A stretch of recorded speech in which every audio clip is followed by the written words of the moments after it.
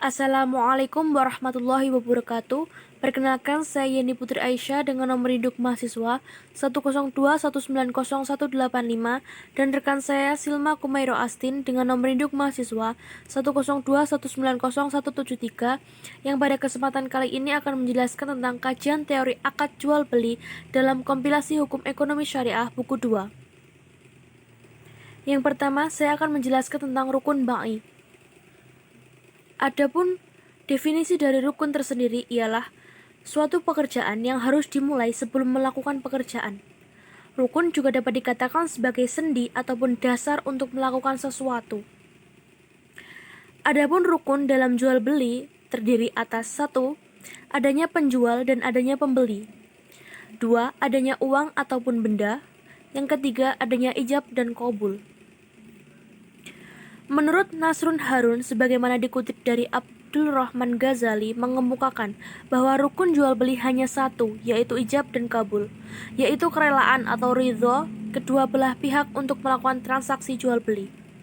Rukun merupakan hal yang wajib dipenuhi dalam transaksi. Apabila salah satu rukun tidak terpenuhi, maka transaksi tidak dapat dilaksanakan ataupun tidak sah.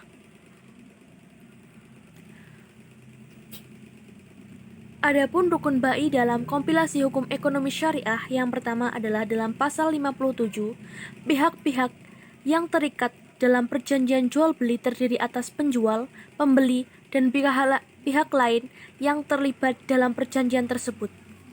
Dalam pasal 58 dijelaskan bahwa objek jual beli terdiri atas benda yang berwujud maupun benda yang tidak berwujud, yang bergerak maupun yang tidak bergerak, dan yang terdaftar maupun yang tidak terdaftar. Dalam pasal 59 ayat 1 disebutkan bahwa kesepakatan dapat dilakukan dengan tulisan, lisan, dan isyarat. Dalam pasal 59 ayat 2 dijelaskan bahwa kesepakatan sebagaimana dimaksud dalam ayat 1 memiliki makna hukum yang sama. Adapun dalam pasal 60 dijelaskan bahwa kesepakatan dilakukan untuk memenuhi kebutuhan dan harapan masing-masing pihak, baik kebutuhan hidup maupun mengembangkan usaha. Dalam pasal 61, ketika terjadi perubahan akad jual beli akibat perubahan harga, maka akad terakhir yang dinyatakan berlaku.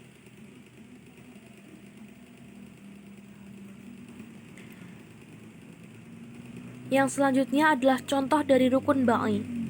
Yang pertama, sesuai dengan pasal 57 kompilasi hukum ekonomi syariah, contohnya ialah pada sebuah transaksi jual beli di sebuah pasar akan bisa terjadi transaksi jual beli jika pedagang menawarkan dagangannya kepada konsumen atau pengunjung pasar, kemudian pengunjung pasar menawarkan harga hingga menuju kata sepakat, kemudian pembeli menyerahkan sebagian hartanya untuk mendapatkan barang dagangan penjual tersebut.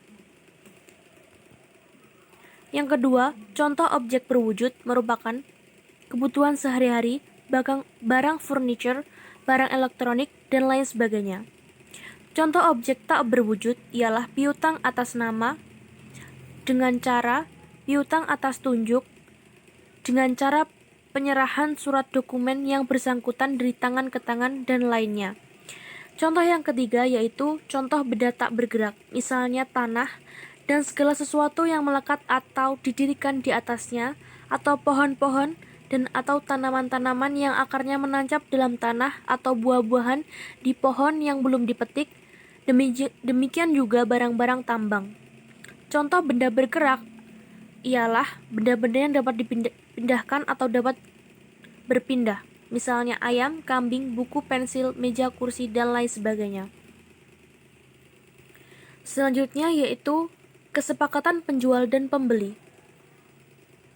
Kata sepakat dalam suatu perjanjian dapat diperoleh melalui suatu proses penawaran atau offerty dan penerimaan atau accepted.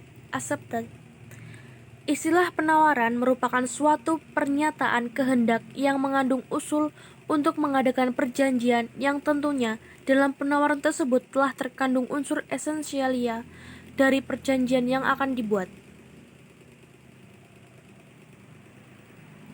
Adapun contoh kesepakatan jual beli ialah sebuah perjanjian jual beli rumah atau aset lainnya dengan menuliskan kesepakatan tersebut di atas kertas, kemudian ditandatangani atau atas persetujuan kedua belah pihak. Pada buku kompilasi hukum ekonomi syariah terdapat 6 pasal yang mengatur tentang kesepakatan antara penjual dan pembeli diatur dalam bagian kedua, yakni pasal 62 hingga 67. Selanjutnya yaitu tempat dan syarat bai. Dalam pandangan Islam, pasar merupakan wahana atau tempat transaksi ekonomi yang ideal, tetapi memiliki berbagai kelemahan yang tidak cukup memadai percapaian tujuan ekonomi yang islami. Sedangkan dalam kompilasi hukum ekonomi syariah pada bagian 3 pasal 68 dijelaskan bahwa tempat jual beli adalah tempat bertemunya pihak-pihak dalam melaksanakan akad jual beli.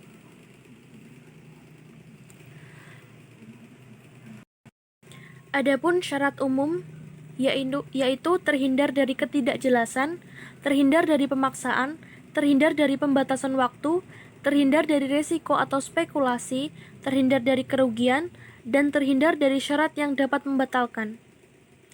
Yang kedua yakni syarat lazimnya jual beli. Syarat ini adalah syarat yang harus diperhatikan setelah semua rukun dan syarat transaksi telah terpenuhi. Inti dari syarat lazim adalah jual beli itu telah lolos dari hak khiyar. Adapun syarat khusus dalam jual beli yakni yang pertama menyangkut barang yang dapat berpindah, yakni hendaknya penjual telah memiliki barang yang sebelumnya dibeli dari seseorang sampai akhirnya dia menjualnya. Hal ini dilakukan untuk terhindar dari gharar. Yang kedua, mengetahui harga awal untuk sistem bagi hasil, pemberian wewenang, penitipan atau koperasi. Yang ketiga, menyangkut jual beli mata uang, harus diterimanya uang yang ditukar sebelum berpisah. Yang keempat, menyangkut jual beli saham, harus terpenuhi semua syarat-syaratnya. Yang kelima, barang riba disyaratkan adanya persamaan antar kedua mata uang dan keharusan untuk menghindari kemungkinan riba. Yang keenam, barang piutang yang belum ditangani tidak boleh diperjualbelikan ke orang lain. Dalam kompilasi hukum ekonomi syariah bagian 4 menjelaskan mengenai syarat khusus jual beli sebagai berikut. Syarat khusus yang dikaitkan dengan akad jual beli dipandang sah dan mengikat apabila menguntungkan pihak-pihak.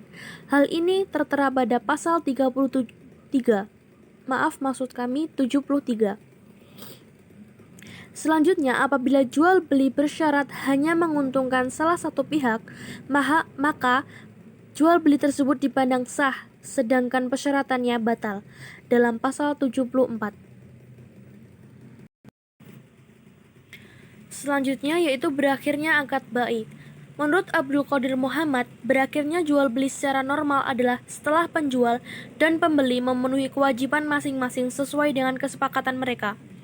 Dalam kompilasi hukum ekonomi syariah mengenai berakhirnya akad bai terdapat dalam pasal 75 yang berbunyi, yang pertama, penjual dan pembeli dapat mengakhiri akad jual beli. Kedua, mengakhiri akad jual beli sebagaimana yang dimaksud pada ayat 1 dilaksanakan dengan kesepakatan para pihak. Ketiga, selesainya akad jual beli harus dilakukan dalam satu rangkaian kegiatan forum. Keempat, akad jual beli berakhir ketika terjadinya pembayaran dan penyerahan barang. Mungkin cukup sekian yang dapat saya sampaikan. Untuk materi selanjutnya akan disampaikan oleh rekan saya Silma Kumairo Astin. Bila ada kurang lebihnya saya mohon maaf. Billahi taufiq wal hidayah. Wassalamualaikum warahmatullahi wabarakatuh. Bismillahirrahmanirrahim. Assalamualaikum warahmatullahi wabarakatuh. Saya Silma Kumairo Astin dengan NIM 102190173 dari kelompok 4. Di sini saya akan menjelaskan lanjutan dari materi yang dijelaskan oleh Mbak Yeni. Untuk subbab yang saya jelaskan, yang pertama objek bai, yang kedua hak yang berkaitan dengan harga dan barang setelah akad bai, dan serah terima barang. Untuk subbab yang pertama objek bai, objek jual beli itu terdapat ada dua, yaitu barang dan harga. Barang merupakan harta kekayaan yang berupa benda material maupun benda imaterial, baik itu benda bergerak maupun benda tidak bergerak. Sedangkan harga merupakan sejumlah uang yang senilai dengan benda tersebut. Objek persetujuan jual beli adalah barang yang diperjualbelikan tersebut. Karena barang adalah esensial pada perjanjian jual beli, maka tentunya tidak ada perjanjian jual beli apabila tidak ada barang yang diperjualbelikan. Mengenai syarat objek yang diperjualbelikan terdapat dalam KHES atau Kompilasi Hukum Ekonomi Syariah pasal 76. Yang pertama, barang yang dijualbelikan harus ada. Yang kedua, barang yang dijualbelikan harus dapat diserahkan. Yang ketiga, barang yang dijualbelikan harus berupa barang yang memiliki nilai atau harga. Yang keempat, barang yang dijualbelikan harus halal. Yang kelima, barang yang dijualbelikan harus diketahui oleh pembeli. Yang keenam, kekhususan barang yang dijualbelikan itu harus diketahui. Yang ketujuh, penunjukan dianggap memenuhi syarat kekhususan barang yang dijualbelikan apabila barang tersebut di tempat jual beli. 8. Sifat barang yang dapat diketahui secara langsung oleh pembeli tidak memerlukan penjelasan lebih lanjut. Dan yang terakhir, barang yang dijual harus ditentukan secara pasti pada waktu akad jual beli tersebut.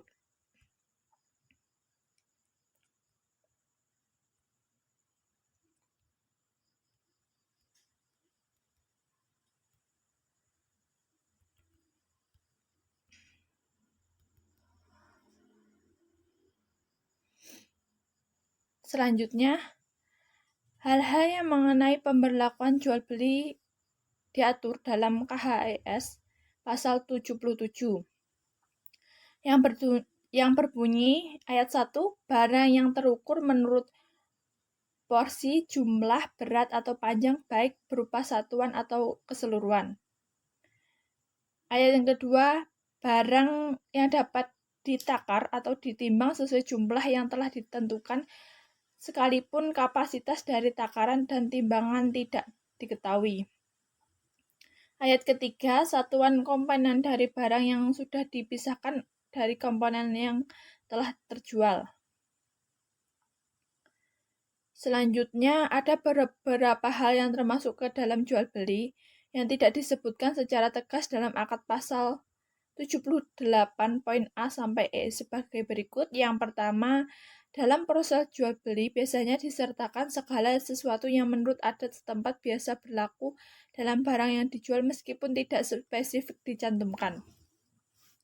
Yang kedua, sesuatu yang dianggap sebagai bagian dari suatu barang yang dijual. Yang ketiga, barang-barang yang dianggap bagian dari barang yang dijual. Yang keempat, sesuatu yang termasuk dalam pernyataan yang dinyatakan pada saat akad jual beli termasuk hal yang dijual. Yang kelima, tambahan hasil dari barang yang dijual yang akan muncul kemudian setelah berlakunya akad dan sebelum serah terima barang dilaksanakan menjadi milik pembeli. Untuk subbab selanjutnya yaitu hak yang berkaitan dengan harga dan barang setelah akad bai. Di sini hak penjual yaitu menuntut harga pembayaran atas barang-barang yang diserahkan kepada pembeli, sedangkan kewajiban penjual yaitu menyerahkan barang ke dalam kekuasaan dan kepunyaan si pembeli dan menanggung terhadap barang yang dijual tersebut. Sedangkan hak pembeli yaitu menuntut penyerahan barang yang telah dibelinya dari si penjual. Sedangkan kewajibannya si pembeli yaitu membayar harga pembelian pada waktu dan tempat sebagaimana yang ditetapkan di dalam perjanjian antara penjual dan pembeli. Hak yang mengenai barang dan harga setelah akad bai terdapat dalam Kompilasi Hukum Ekonomi Syariah pasal 78, pasal 80,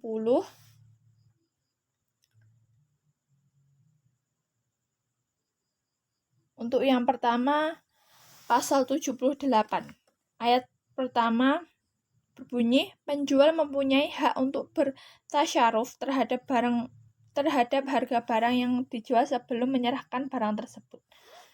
Yang kedua, apabila barang yang dijual itu adalah sebuah barang yang tidak bergerak, maka pembeli dapat langsung menjual barang yang tidak bergerak tersebut kepada pihak lain sebelum penyerahan barang tersebut. Yang ketiga, ketentuan sebagaimana terdapat pada ayat 2 tidak berlaku bagi barang yang bergerak. Maka sesuai dengan ayat 2 ini, yang dikhususkan yaitu untuk barang yang tidak bergerak, sedangkan barang bergerak tidak boleh diserahkan kepada pihak lain. Untuk pasal 80 berbunyi, penambahan dan pengurangan harga serta jumlah barang yang dijual setelah akad dapat diselesaikan sesuai dengan kesepakatan para pihak. Untuk subbab selanjutnya yaitu serah terima barang.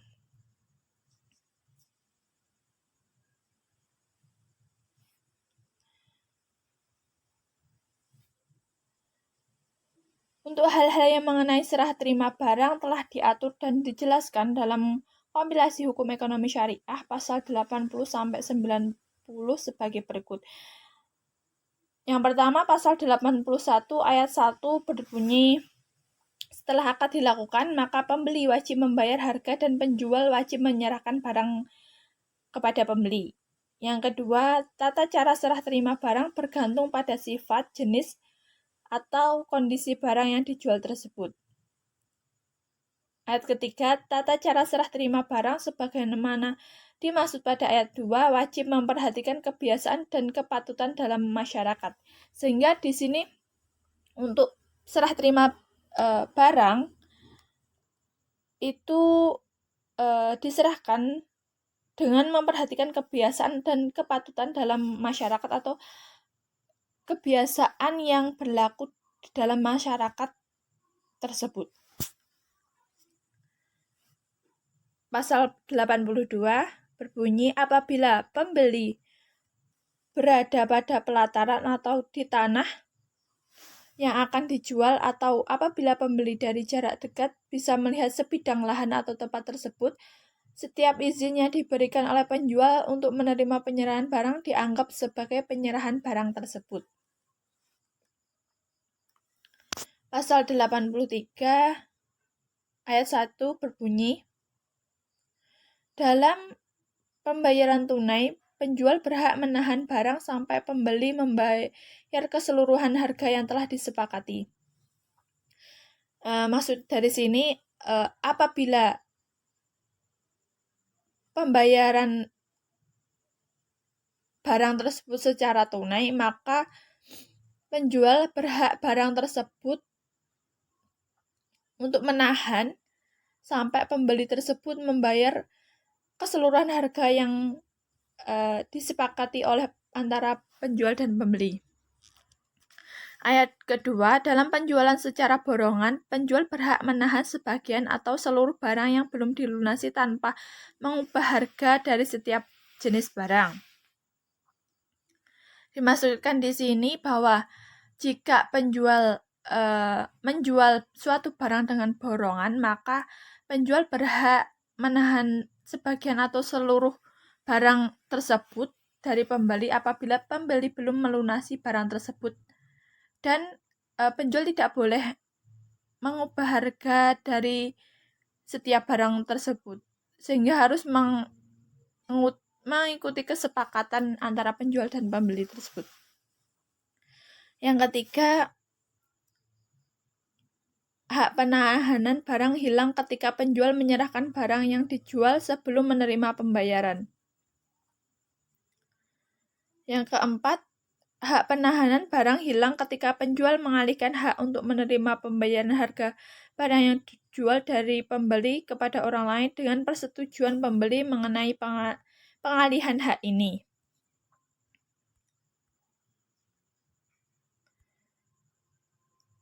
Selanjutnya, pasal 84 ayat 1 berbunyi, penjual tidak memiliki hak penahanan barang dalam penjualan secara kredit. Sehingga dapat disimpulkan bahwa apabila penjual itu melakukan penjual secara tunai, si penjual dapat menahan barang tersebut sampai pembeli memberikan keseluruhan uangnya. Jika penjual tidak melakukan secara tunai atau secara kredit, maka penjual tersebut tidak boleh menahan barang tersebut, karena dalam transaksi secara kredit tidak diperbolehkan untuk menahan barang dari pembeli. Ayat kedua, hak penahanan barang hilang apabila penjual meminta pembeli menangguhkan pembayaran barang yang dijual dalam pembayaran tunai. Selanjutnya, pasal 85 ayat 1 berbunyi, barang yang sudah dijual melalui akad tanpa syarat harus diserahkan pada tempat barang itu berada pada saat jual beli berlangsung. Ayat 2, pembeli memiliki hak memilih untuk membatalkan akad atau menerima barang di tempat barang itu berada pada saat jual beli apabila baru menerima informasi mengenai tempat barang tersebut setelah selesai proses akadnya. Ayat ketiga, pembeli harus menerima barang di tempat sesuai dengan apa yang telah dipersyaratkan dalam akad. Pasal 85 ayat 1 berbunyi, seluruh komponen biaya yang terkait dengan jual beli dibebankan kepada para pihak yang berdasarkan kesepakatan jual beli tersebut. Ayat kedua, apabila dalam akad tidak ditentukan pihak-pihak yang berkewajiban untuk menanggung komponen jual beli, maka pihak yang berkewajiban menanggungnya ditetapkan berdasarkan kebiasaan. Pasal 87 ayat 1 berbunyi, apabila barang yang dijual itu rusak ketika masih berada pada tanggungan penjual sebelum diserahkan kepada pembeli, maka barang tersebut masih milik penjual dan kerugian itu ditanggung oleh penjual itu sendiri. Sedangkan ayat 2 berbunyi, apabila barang yang dijual rusak setelah diserahkan kepada pembeli, itu tidak ada pertanggungjawaban yang dibebankan kepada penjual, sehingga kerugian itu timbul menjadi tanggungan pembeli. Pasal 88 berbunyi ayat 1, apabila pembeli jatuh pailit setelah menerima barang yang dibelinya kemudian meninggal dunia sebelum membayarnya, maka penjual boleh menuntut ahli waris pembeli untuk mengembalikan barang yang telah dijualnya. Ayat 2 dijelaskan bahwa apabila pembeli meninggal dan jatuh pailit sebelum penerimaan barang yang dibeli dan sebelum pembayaran, maka penjual mempunyai hak untuk menahan barangnya. Ayat ketiga, ahli waris pembeli sebagaimana dalam ayat 2 berhak meneruskan atau membatalkan jual beli yang telah dilakukan pembeli. Menanggungnya ditetapkan berdasarkan kebiasaan. Yang terakhir, pasal 90. Ayat 1 berbunyi, apabila pembeli telah menerima barang dan harganya telah disepakati, kemudian barang itu rusak atau hilang, maka ia harus membayar barang tersebut. Ayat 2, apabila barang yang rusak atau hilang sebagaimana tersebut pada ayat 1 dijumpai di pasaran, maka ia harus mengganti dengan barang yang sama. Mungkin itu yang dapat saya sampaikan. Apabila ada kurang lebihnya kami mohon maaf. Sekian dari saya. Wassalamualaikum warahmatullahi wabarakatuh.